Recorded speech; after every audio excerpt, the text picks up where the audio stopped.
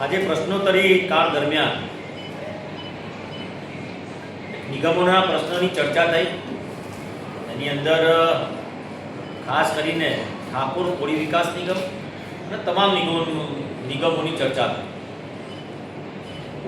OBC, SC, ST અને તમામ નિગમોની અંદર જે પ્રકારે પેપર માંગવામાં આવે છે અને એમાં ખાસ કરીને આકારણી પર પહેલાં એટલે કે ગઈ સાલે લોન આપવામાં આવતી હતી ને એના પર બોજો પાડવામાં આવતો।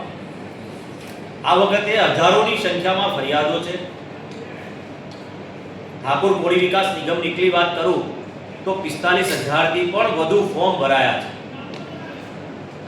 પરિસ્થિતિ એવી છે કે જે પ્રકારે મેં સરકારને વિનંતી કરી છે કે ભાઈ ઠાકોર કોળી વિકાસ નિગમની અંદર આપણે આકારણી ઉપર જો બોજો નહીં પાડીએ તો જમીન ઉપર બોજો પાડવાનો થશે અને આ સમાજ પાસે, ગરીબ સમાજો પાસે જે પ્રકારે જમીન હોતી નથી એના કારણે એ બોજો પાડી નહીં શકે અને લોનથી વંચિત રહી જશે।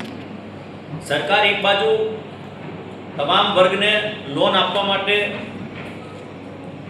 કરોડો રૂપિયા આપે છે, પરંતુ એક જ્ઞાતિ સમીકરણના આધાર ઉપર ક્યાંક ને ક્યાંક ઓછા પણ પડતા હોય છે।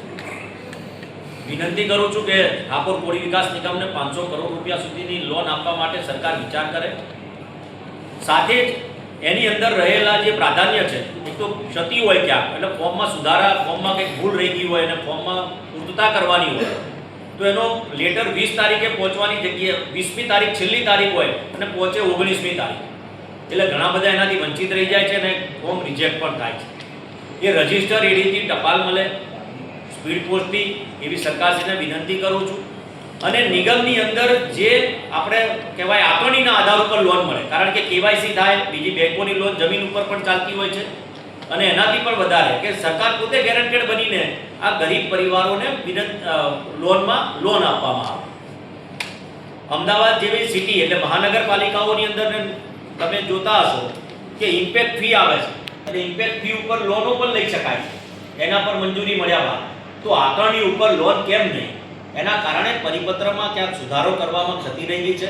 સરકારશ્રીને વિનંતી કરું છું કે આવનારા દિવસોની અંદર તાલુકા, જિલ્લા પંચાયતોના ઇલેક્શનો છે, આ ગરીબ સમાજના તમામ લોકો આતુરતાથી રાહ જોઈ રહ્યા છે અને આ આકારણી ઉપર બોજો પાડવામાં આવે।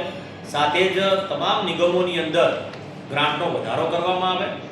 સાથે જ આ જે પણ પ્રશ્ન છે સરકાર પોતે ગેરંટેડ બને અને આ વર્ગને એટલે કે ગરીબ પરિવારોને લોન મળે તેવું, શું એમ કહેવાય, સરળતાથી લોન મળે તેવું આયોજન કરવા માટે સરકારશ્રીને વિનંતી કરું।